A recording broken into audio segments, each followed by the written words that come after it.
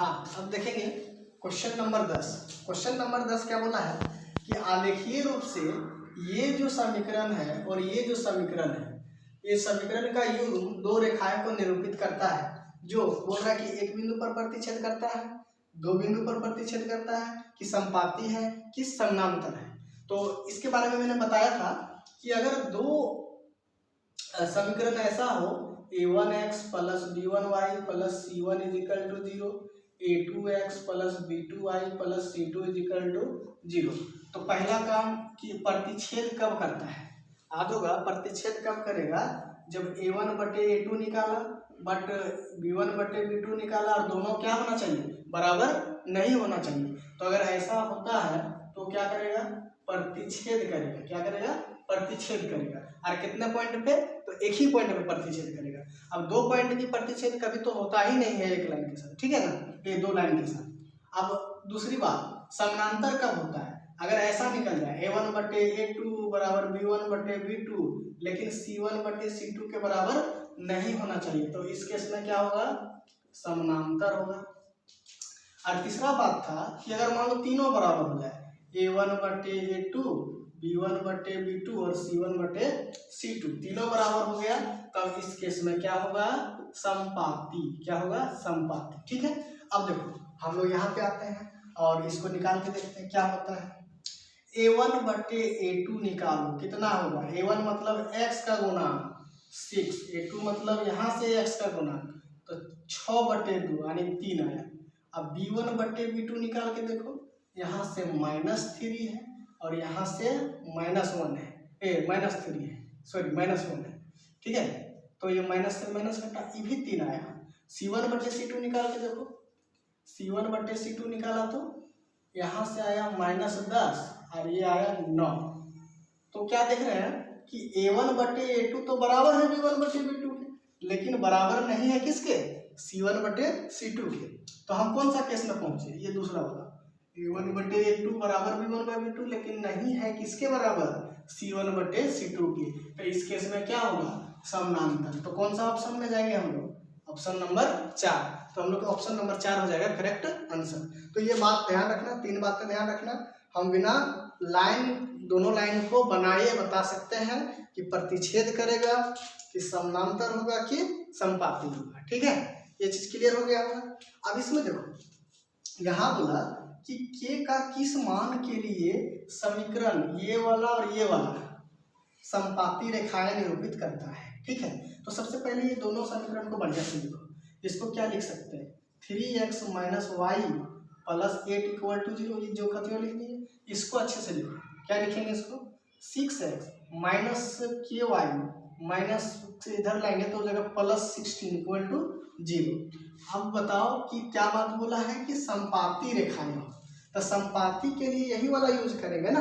क्या होना चाहिए, समपाती, ये दोनों रेखाएं समपाती होगा, ये तभी होगा जब a1 बटे a2 बराबर b1 बटे b2 और c1 बटे c2 के बराबर होना चाहिए। अब बोलो a1 बटे a2 मतलब इसको क्या लिखेंगे, 3 बटे 6, ये क्या हो जाएगा -1 बटे माइनस के, और ये कितना होगा 8 बटे 16, है ना, ये कटेगा देखो 2 बार में, ये भी कट रहा है 2 बार में, यानी कि 1 बटे 2 बराबर 1 बटे के बराबर 1 बटे 2, यानी कि 1 बटे के किसके बराबर है, 1 बटे 2 के बराबर है। तो यहाँ से डेफिनेटली क्या होना चाहिए, के का वैल्यू 2 होने से ही बराबर होगा ना, तो के का वैल्यू क्या होगा 2। तो कौन सा ऑप्शन सही होगा हम लोग के लिए, तो ऑप्शन नंबर 3। तो ऑप्शन नंबर 3 होगा हम लोग का राइट ऑप्शन। ध्यान रखना है कि जब भी बोले कि समपाती होगा दोनों रेखाएं, तो के का वैल्यू क्या होगा, तो हम लोग यही वाला लगाएंगे, a1 बटे a2 बराबर b1 बटे b2 इजिकल टू c1 बटे c2, और यहाँ से सॉल्व करेंगे के का वैल्यू, जो आएगा वही हम लोग का आंसर होगा। ठीक है ना।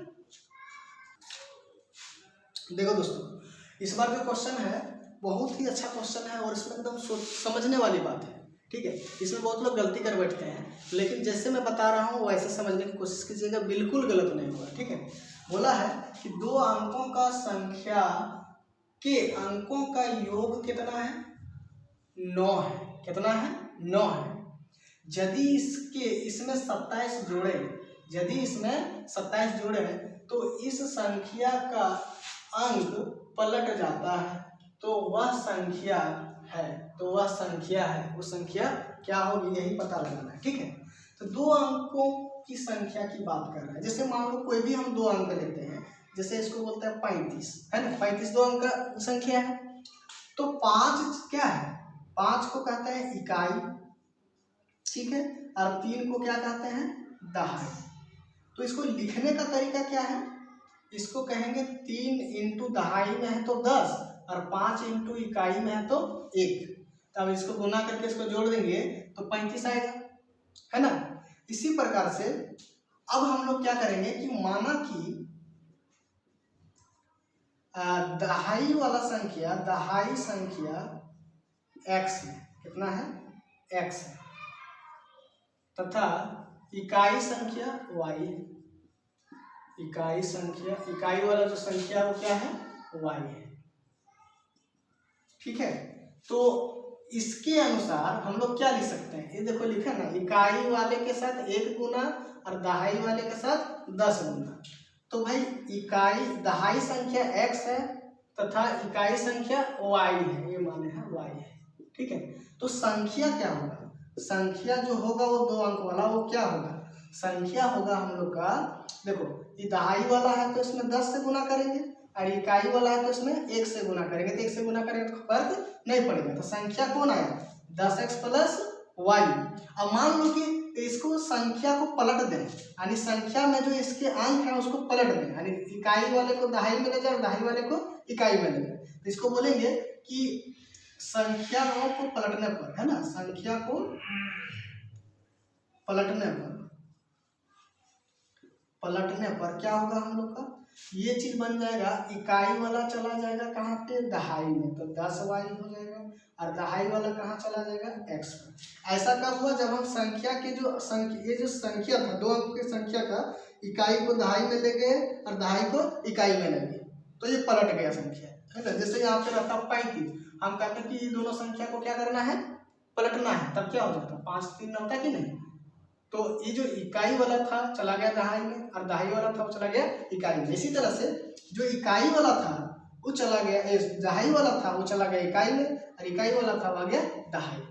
अब ध्यान से सुनना कि दो अंकों की संख्याओं के अंकों का योग 9 है ना, ये अंकों का योग 9 है। तो x दहाई वाला है, y इकाई वाला है, तो दोनों को जोड़ के कितना होना चाहिए, 9 होना चाहिए। इसको इक्वेशन 1 बोल देते हैं। ठीक है, और क्या कहा है कि अगर इसमें इस संख्या में 27 जोड़े, यानी इस संख्या में 27 जोड़ देते हैं तो क्या होगा कि संख्या का अंक पलट जाएगा, यानी कि अगर इसमें 27 जोड़ेंगे ना तो ये चीज मिल जाएगा। तो हम कह सकते हैं कि 10x प्लस y में कितना जोड़े, 27, तो कितना बन जाएगा, इसके बराबर बन जाएगा, 10y प्लस x के बराबर। अब इसको क्या करते हैं कि जहाँ जहाँ x है y है वो सबको एक साथ कर लेते हैं, तो 10y और इसको इधर लाएंगे तब क्या होगा, x इधर आएगा, 10 में से एक x चला जाएगा तो बचेगा 9x, और ये y है इधर आएगा तो माइनस 10y होगा। तो ये कितना लिखेंगे, माइनस 9y, और यहाँ पे प्लस 27 इज इक्वल टू 0, है ना। 9 9 9 सब में कॉमन है, इसको क्या लिखेंगे, x minus y plus 3 equal to 0, इसको कहते हैं इक्वेशन 2।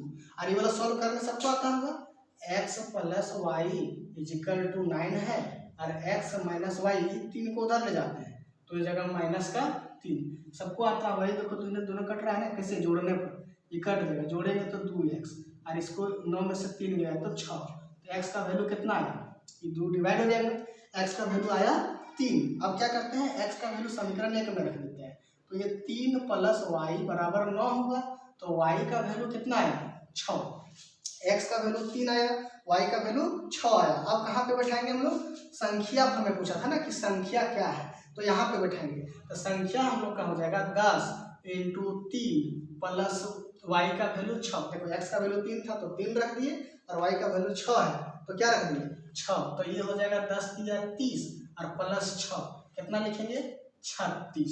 तो है कौन सा ऑप्शन जा रहा है हम लोग का, तो ये चौथा नंबर ऑप्शन जा रहा है। ये क्वेश्चन है ना बहुत ही इम्पोर्टेंट क्वेश्चन है, और इस टाइप के क्वेश्चन बनाने के लिए हमेशा ये बात को याद रखना है, संख्या को कैसे लिखते हैं वो चीज़ है ना।